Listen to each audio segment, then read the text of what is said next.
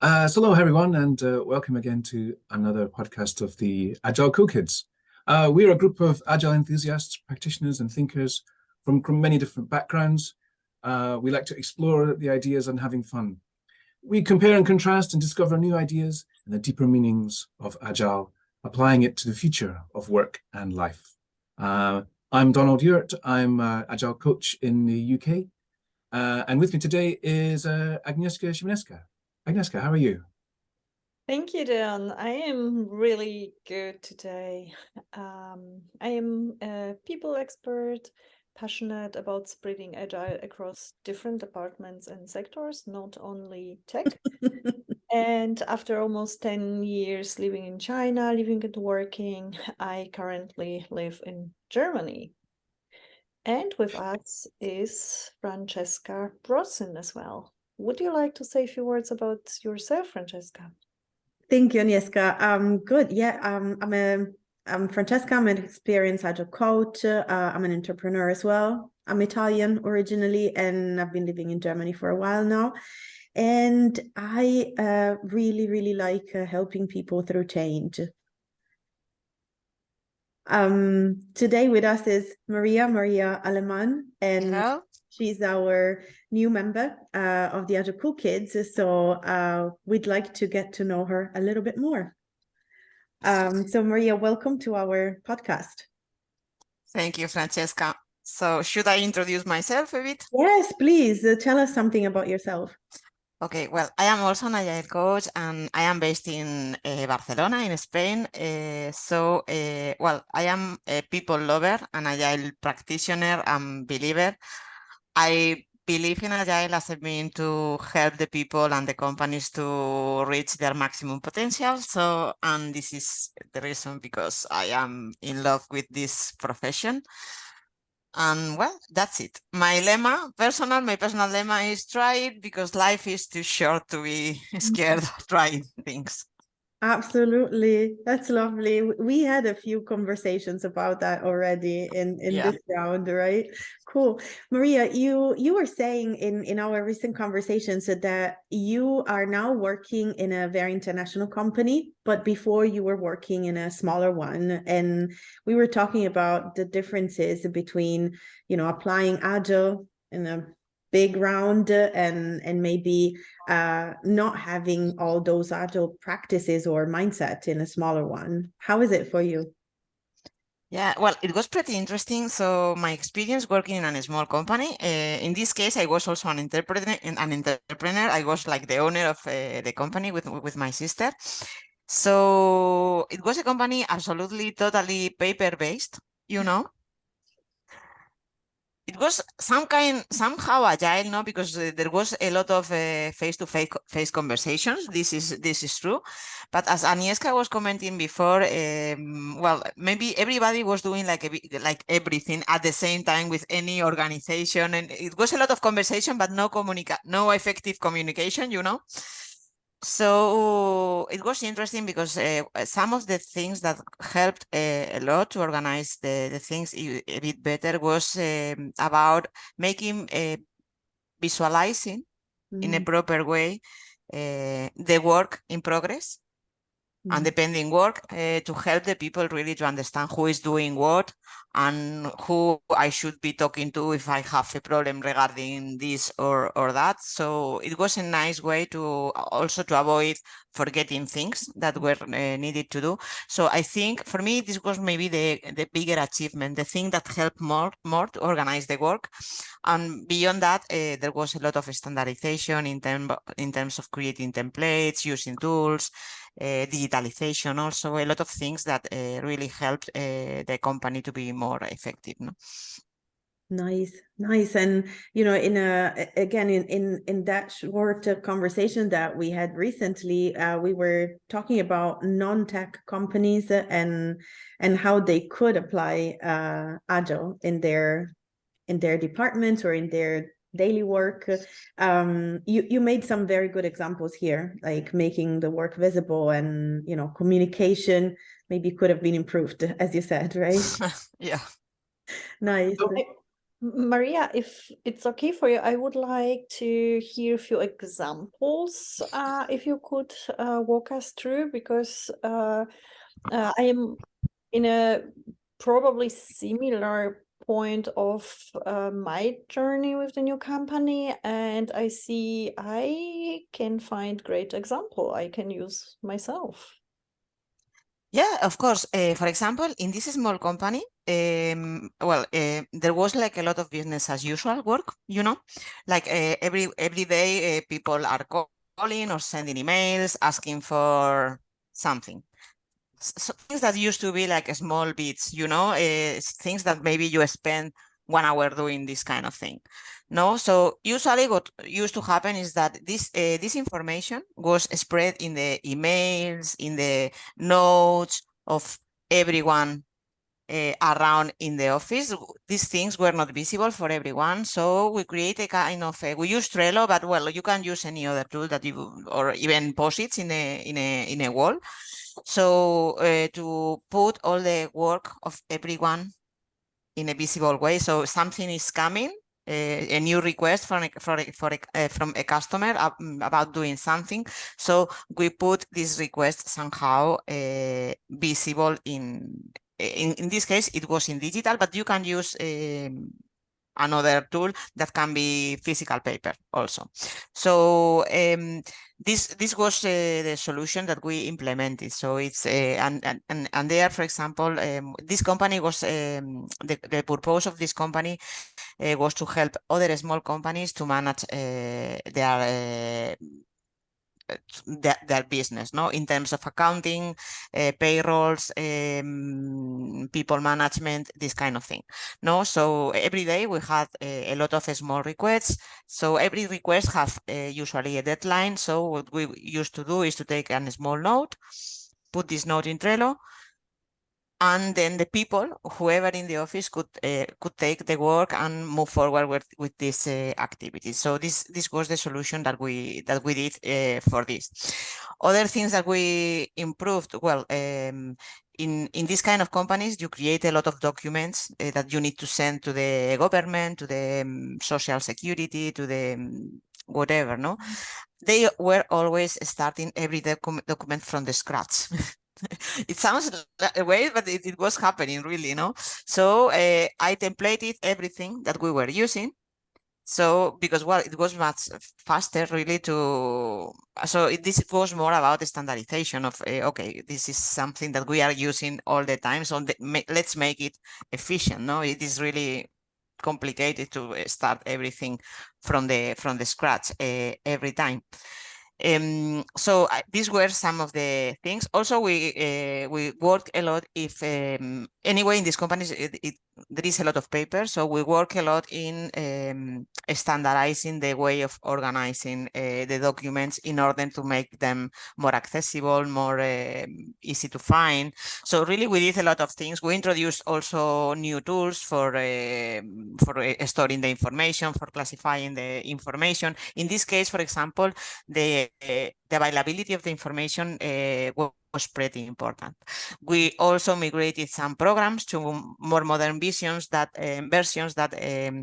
help more the people to work from home, for example, if you need it, to share better the information, these kind of things. Really, it was a while ago, no, when I was doing this, but really we did a lot of things.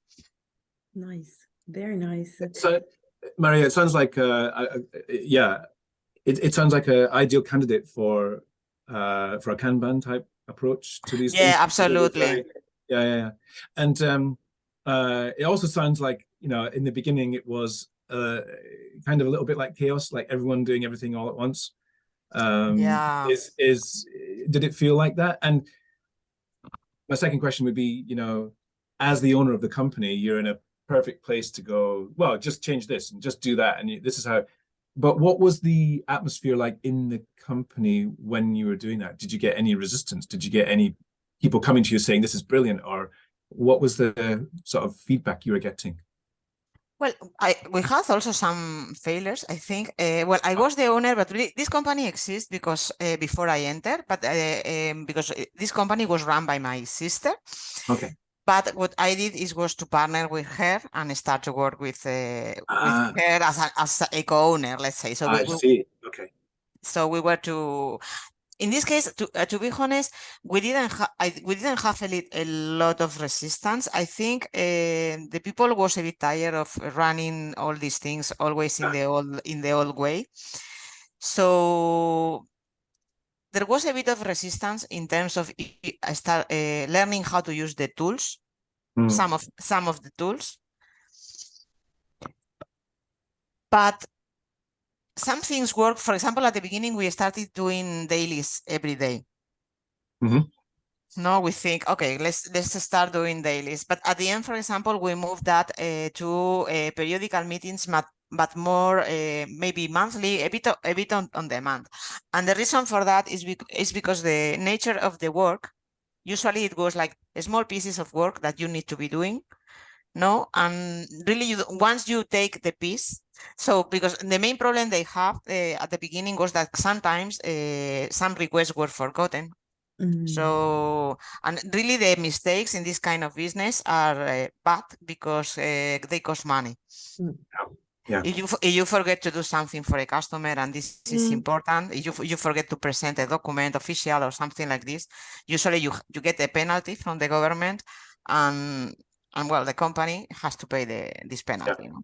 Yeah. So organizing the work, because well, at the end it was a bit, but you had so you were the one that attended the phone call, for example, or you were the one that have this in your email or whatever. So nobody wanted to be accountable at the end of right. this thing when it happened. So I think it was nice to have visibility of everything. There was a bit of resistance because, well, at the end of the day, every time you have a request to write something in a place to record this request also, usually this is not something that people like to do. You know? But I think all of us, we saw the benefit, no? Because at the end of the day, these penalties are a pain, are not sustainable, no? It's like the company can go to the ruin easily. Yeah. So, and well, we agreed to make just a small note, and also a complement that we use, and this goes in paper. We have like this kind of thing in Trello, because in this Trello we have a bit of everything, no? But also for some things we have like 3 boxes with and in every box it was like a kind of physical Kanban, no? With and in every box we have like a folder, so when somebody requests something, also it's like you take the folder of this customer and you put this in the doing or done box. So this was something also that that we did for some requests that that related with the payrolls, not with the other ones, because well, the related with the payrolls were very frequent, and it was a bit of headache to be taking note of every request every time in the Trello. So we, for the payroll thing, we finished using the boxes. But at the end, it was a decision taken by a bit of everyone, no? So I arrived there and I told them, well, I have some ideas about how we can improve this, for example, no? Yeah, so, and it was a bit of experimenting, trying things and see a bit what was helping to the people. Really, the templates were really well accepted by everyone, no? Because for them, it was like, oh my God, I don't need to write now the full document from the beginning, no? So for them, it's like something that really provides value to people, no? And this, and the organization also, at the beginning we started making the dailies, but we realized that it was not really helpful. So we were doing, we were having conversations where we were in the same office, everyone very close to each other, so it was not super difficult. But we were doing some meetings because out of the business as usual, you have also like monthly commitments or quarterly commitments that you need, things that you need to do for the government when you have a company. So for this kind of, to organize this kind of work, we used to have some meetings and in order to plan and split the work between the different people. Maria, it sounds like on one side, some changes that were proposed either by you or I'm assuming other people as well were very welcomed, and some others maybe were met with some sort of resistance. I'd like to, if you can share maybe an example of a change that was met with some resistance, what would that be? Yeah, let me think, because well, at the end I think we were like a small group of open people. So this is maybe the good thing, that we are working in a sort of company that is really small. No, the communication is easy. If something is not working, you can see this very easily. Right. Yeah, for example, at the beginning, what I remember more is this thing of, okay, but this was not in Trello, or it was in this kind of discussions, no? It's similar to the Jira tickets that you were commenting before, Agnieszka. If there is, Yeah, that's right. if it is not recorded, it doesn't exist. It doesn't exist. No, Yeah, of course. that's right. But also, as you were explaining that, I was, as usual, I was pulling out the sort of the principles there. And if you saw that as a transformation of your company, which it was, right? Even if it was a small company, you had management buy-in. You could see all the problems. You could have talks about benefits, and you could show people the benefit of doing something. Even if they didn't like doing it, they understood they had to do it because they could see the benefit. They could measure, and many other things you're saying there. I was ticking off my head like, that sounds like a fantastic transformation. If only we could scale that up to something larger, like the current places that we're working. So maybe if I could ask, my lead-on question would be, what were the things that you learned from there that are still useful to you today? Well, I think, in fact, I use Kanban for my daily life, so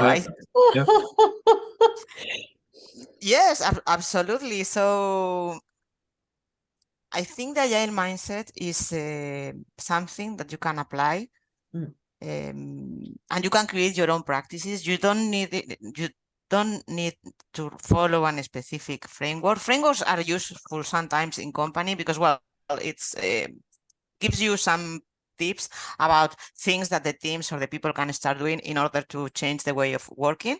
But I think the mindset itself, making the things visible, conversations, splitting the things in small, deliver value iteratively, try to improve, have a reflection about what is working for you or not, or is not working for you, making the problems visible, because at the end, if everybody is having this visibility of the problems, okay, we are having penalties, we are forgetting this, two people did the same work, and on the other side, duplication of effort and all that stuff. Exactly. And on the other side, other work that was important was forgotten. So nobody picked that. And this kind of thing, I think the people is like, okay, we need to do something. And they are open. So the first thing is acknowledging, okay, we have problems, We agree in something, that is that our way of working is not working. So next, what can we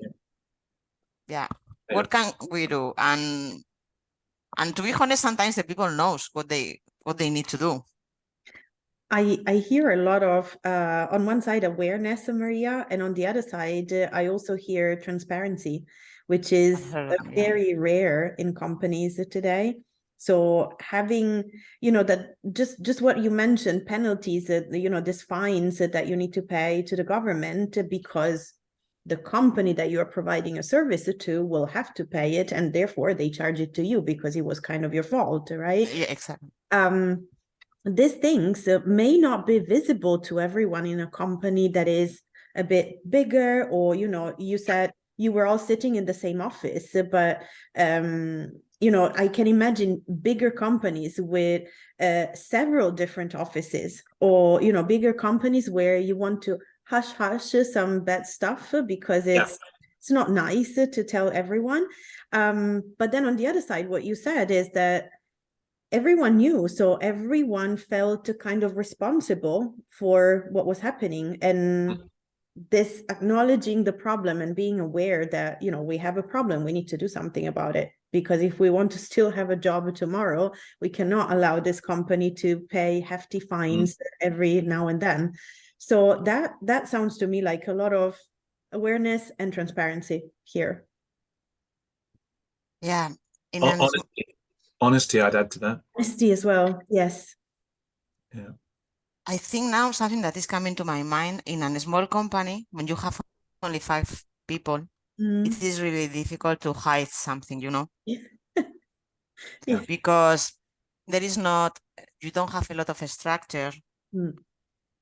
Everything is visible, no? So all the information is accessible really to everyone in a small company. So maybe this is the difference. So awareness is not difficult because everybody knows everything, basically.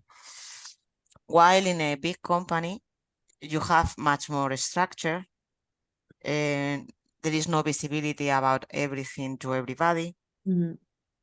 So, and sometimes I guess the people is trying to make up, maybe, because I have seen this, no, in some companies, making up a bit the metrics or the failures or this kind of thing, because the people is scared maybe of having troubles with their managers or losing their position or this kind of thing. So I think this could be something important in this case. Yeah, definitely. And I was also thinking of what you were saying before, that there was, I mean, again, the small office is a small number of people, so you could talk to one another. But then as soon as the number of people increases, you cannot keep doing the face-to-face, easy communication because your colleague is sitting next to you. Sometimes that works.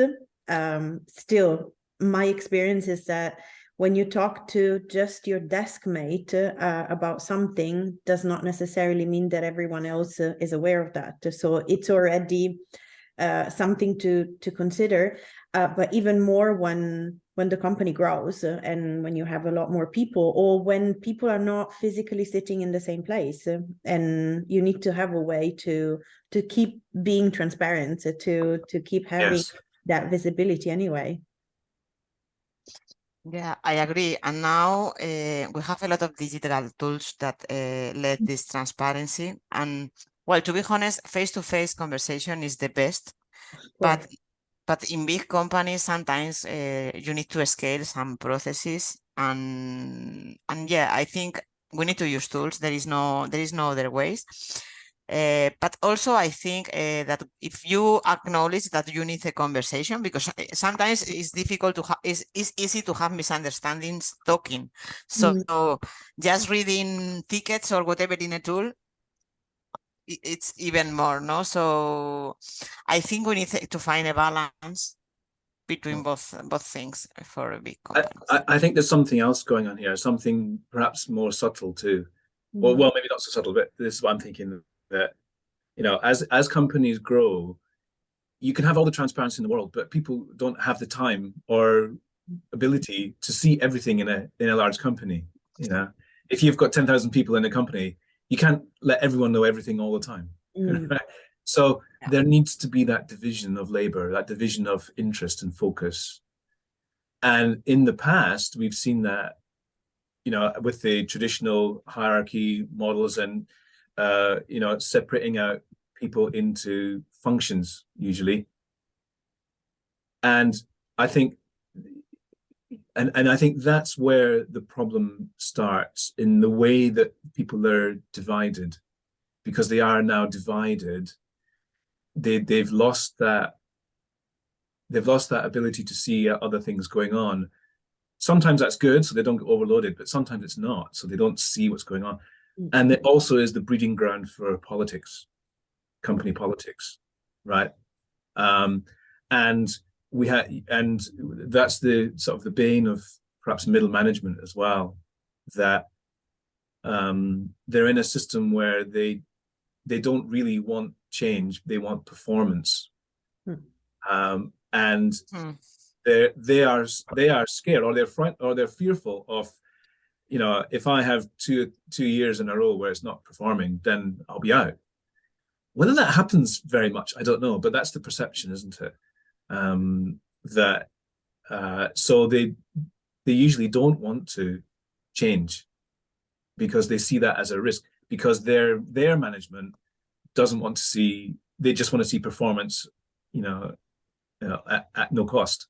And that's I think that's the big dilemma. Now, what I'm thinking of is that as you guys were talking, that divisions of people as a company gets larger still needs to happen, but rather than dividing as a hierarchy of function, if it's divided like along with the Spotify model, and I hope I haven't annoyed lots of people now, but where you have tribes and squads that are working together in a direction. So they need to share information, they need to share understanding, but they don't need to do it across tribes too much or across larger parts of the company. So they can be focused in their area.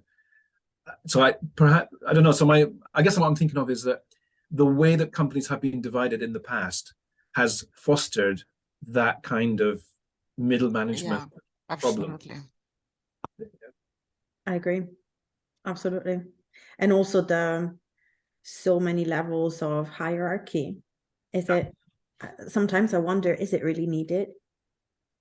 I mean, a lot of big, medium and big companies right now are suffering the sandwich management situation. I don't know, some people call it syndrome. Not sure, Agnieszka, maybe that requires a more psychological insight, but the sandwich manager is a thing. It's a thing. What is a sandwich manager? I'm not familiar with it. It's like you have at one level you have the team leader, so the manager that actually leads a team of people, and these people are actually doing the work, right? Then you have maybe a very senior manager that reports to the C-level, okay? But then you have the sandwich manager in between. And the sandwich manager is somebody that does not lead a team because their team is made of team leaders. Yes. And those team leaders are just a group of people. They are not a team. Yes. They don't work together, right? Yes. They lead other teams. So yes, from time to time they meet, from time to time they have some sort of department type of meeting to see what's going on, to share initiatives and stuff like that, but they're not really a team. So those sandwich managers are pressured by both sides. On one side, they are pressured by the people that they are supposed to lead because they have problems, and they go up above and say, look, I have a problem, I need help to remove it. Here's my solution, I need this and this from you. They might be able to bring it above them to get what is needed, but sometimes above them there's no, in Italian we would say, there's no ear to listen to that. Right? They don't want to deal with this kind of things, right? So on one side the problem goes up and then it stops here to the sandwich manager, and on the other side the top level, who has no clue of what the very low level is doing, because they have no idea of the decisions that they're making, the type of work that they're doing, the struggles that they're going through. They have no idea. They just think of, this is the strategy of this company, do this. And do this is not necessarily what is needed to solve the problems of a company or to reach the vision of that company, because this top level is completely detached from the lower level, and the sandwich managers are getting it all. So these poor people are really in between two forces, and sometimes their hands are tied, really. They need to produce value. They need to, not even value, they need to produce results in terms of reports and KPIs to the upper level. And they are requested to help with very practical things from the lower level. but they are in between, and that's where the communication stops, because above they don't want to hear it, below they cannot help because they don't get support from the above level, and they're kind of there in between and they don't know what to do. Yeah. And I've witnessed exactly that firsthand. But before I say, Aniska, what was your take on that? There's, I observed many times, kind of loyalty point, I wouldn't call it issue, that the first level of managers, they're so close to their people and they feel bonded to their people, their team. Yeah. And they are as a group loyal way more to each other. And quite often the narrative there is, guys, I know it's not the best solution, or I know it doesn't make sense, but the upper level want us to do it. And the sandwich manager is the one who get two bubbles being convinced they're right, and he need to kind of balance them or convince or whatsoever, but they do not have a support and any group they are loyal to him, neither vertically nor horizontally. True. I agree. I have some thought now that I was coming to my mind. Really, to be honest, I think some companies have led really long hierarchies. I wonder the need of that. I think it's a bit of lack of trust in people. It's like you need to, whenever you want to have something, it's like you need a manager of this something. I think collective ownership is a topic that is difficult to understand, difficult to manage, and difficult to set. Really, the other day I was talking with one person about a company that is working with sociocracy, you know. Yep. And they were a bit unhappy because they were starting to experiment these issues, like, okay, when everything is, when the ownership of everything is for everyone, it's not for nobody at the end of the day. So I think this is an interesting topic because yeah, I can see in big companies usually you have a super long chain of managers, and the reason to exist of these managers is just to control that the following level are doing what you. So and this is where, no, sometimes you have more managers than doers even. There's another Yes. reason here. There's another reason here that I could see. The old, very old style processes for which, if you've been in a company long enough, you need to be promoted, and you are promoted to the next level up. Because today, in a lot of companies, even today, there's no horizontal growth. You know, there's you still cannot be an expert in your role without managing people, right? Yeah. So if you are long enough in a company, you are expert enough, you're senior enough, you need to grow vertically. So some people are appointed managers just because of that, right? And you have a bunch of managers now, so you need to position them somewhere so that, you know, Yeah. this, have you been longer than me in my company? So then you're probably higher than me. So I'm going to be in your team, but not really, because I am managing a team, I am leading a team. So you are my manager, and you're not really managing a team, you're managing a group of team leaders. So that's also how this happens. And all those processes are hard to change, and especially they're hard for the people who are actually holding those positions. That they don't want those processes to go, obviously, because they would have to give up their status, their hierarchy level, and they don't want that. And also, I find that people who are promoted like that get very little management and leadership training experience, and are not measured on that at all. So they're still doing technical things. Yeah. So basically, Francesca, what you're saying is it's all HR's fault. Is that right? I didn't say that. No. But, I'm actually saying that this could have been prevented with good agile practices and with empiricism.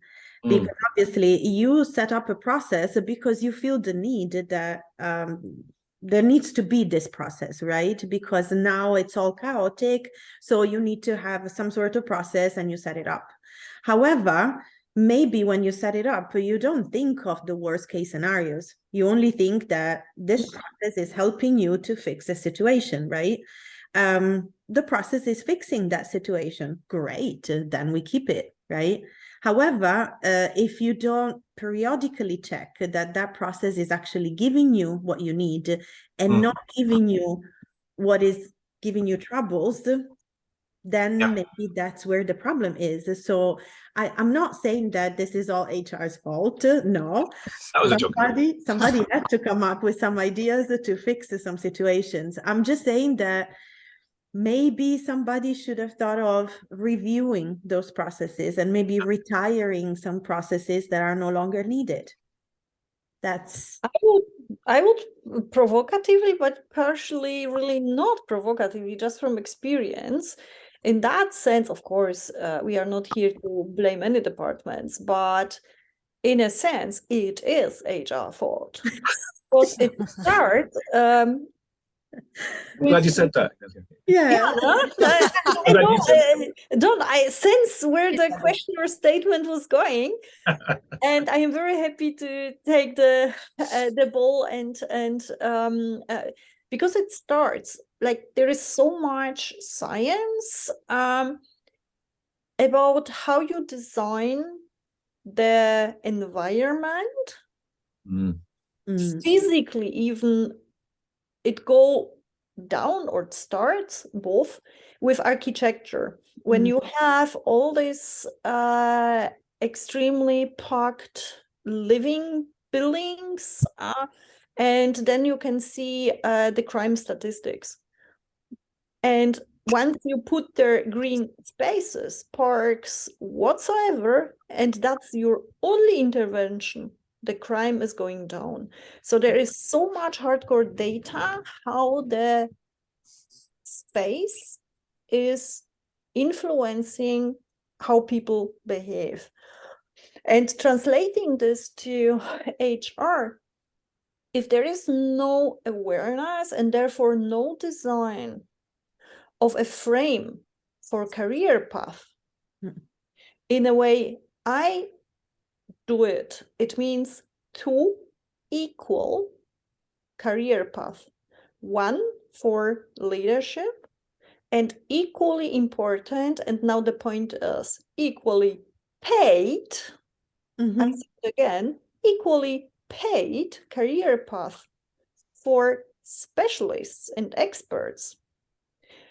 What you, if you do not design this two equal, parallel, and equally well paid career path, if you do not do that kind of framework, if someone wants to, like Francesca, you said, get the next step in their career path and get a pay rise, in most companies or in many, the only way to get promoted in a sense of hierarchy and pay rise, there is a ceiling how much you can and how far you can go as a specialist, and above that you get only pay rise if you manage people. And that's a huge bug from the HR side, or I see it brighter, people and culture, because this is part of the culture, how you define and how you live as a company, career and achievements.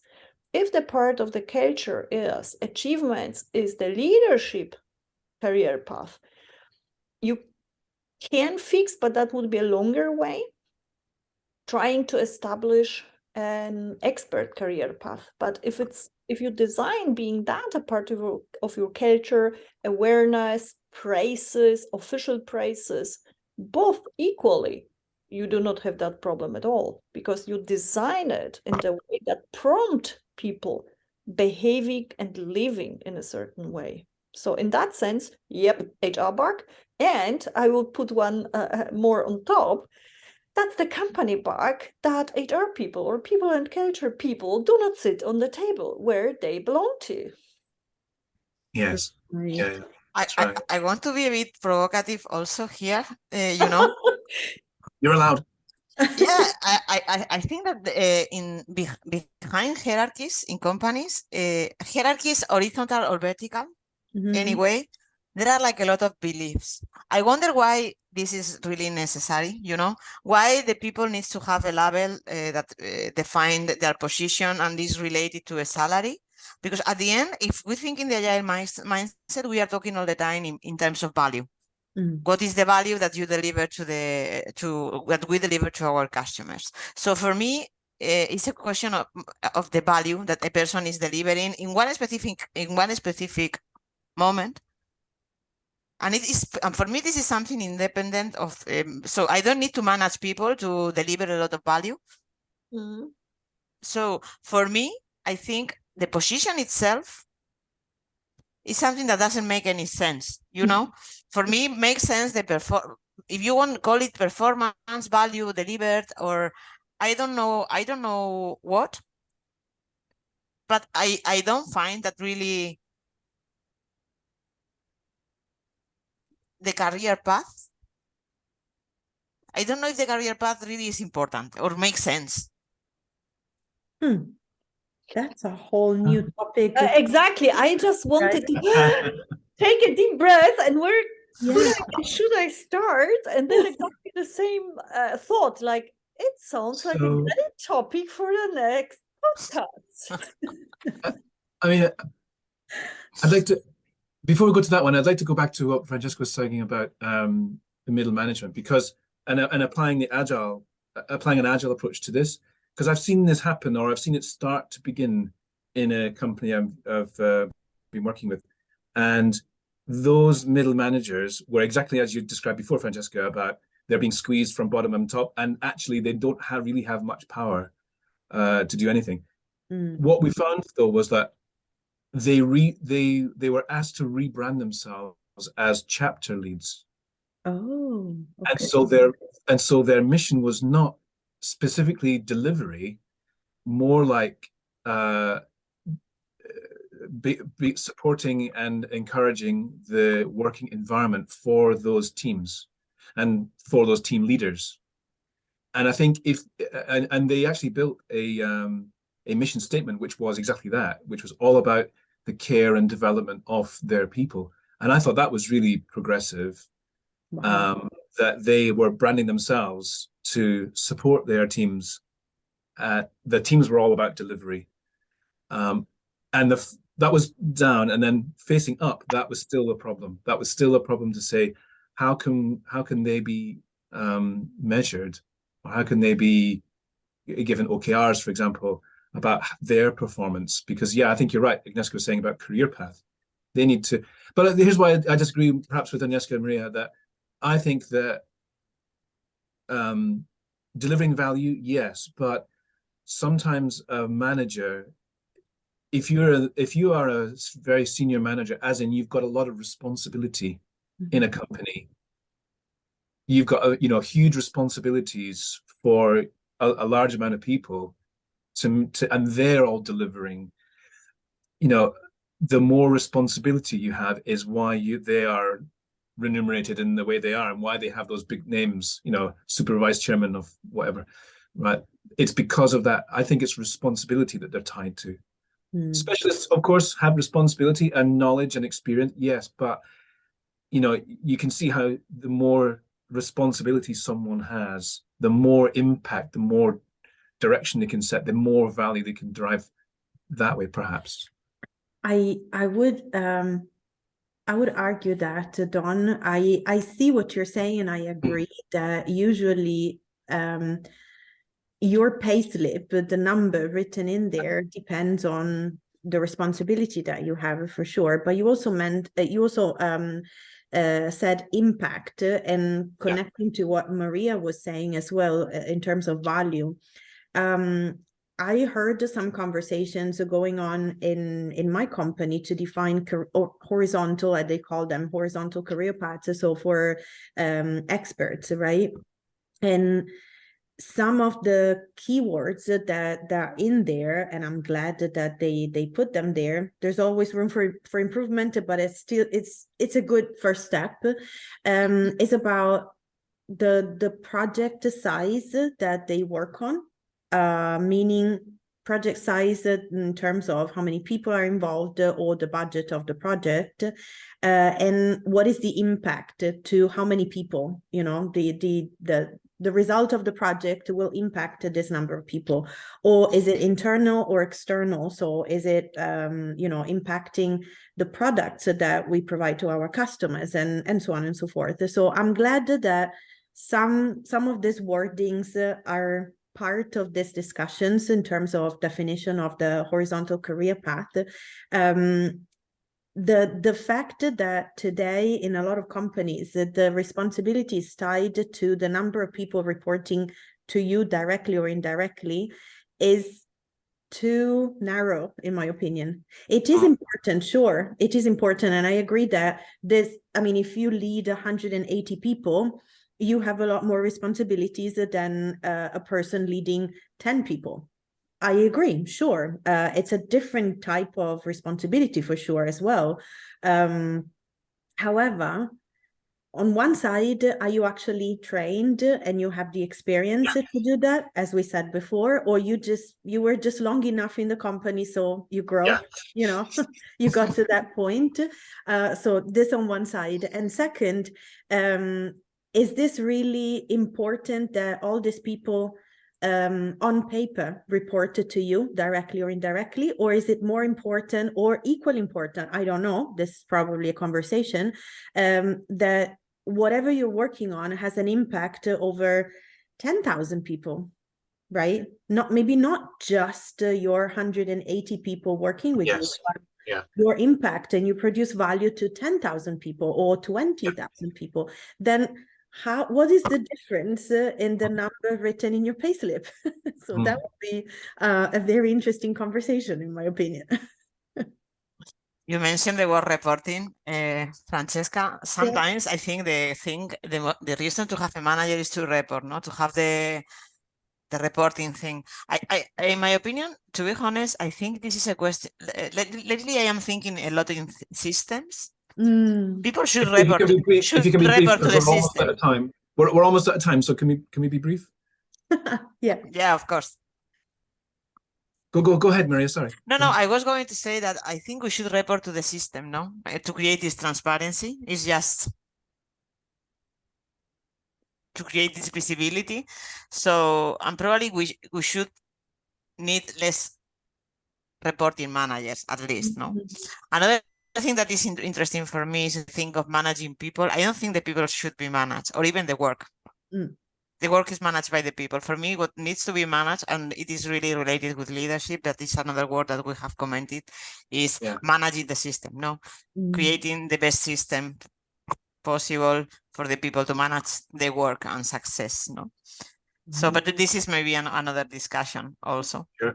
Yeah. We have a lot of spin-offs here today. Yes, that's right. Yeah. I want to give one example to Francesca. What you were telling about popped up in my mind. So often a work or a project of one single industrial engineer, in the sense one single as being responsible for the project, when they are, let's say, moving assembly lines, production lines from one country to another. They are not managing in that sense any single person. They do not have any single direct reports, and they are responsible for make it or break it project of several million, sometimes billions euros or dollars. And they are not managers. They do not have a team in that sense, but their impact on the overall company success is huge. And this is one of the examples I had in my mind about specialists or experts path doing this type of international projects. Amazing. Yeah. Cool. So we are getting to the end of this conversation for today. Don, would you like to give us the honor and close it, please? Well, I'd just like to say, thank you all for coming today and being part of the Agile Cool Kids as usual, and especially thanks to Maria for joining us. And yeah, my pleasure. No, thanks to you for admitting me. Yeah, we've had a lot of good topics and good conversations. Yeah, and let's come back and do it next week. Thank you. Thank you. Okay. Was Thank a you. pleasure as usual. Thanks.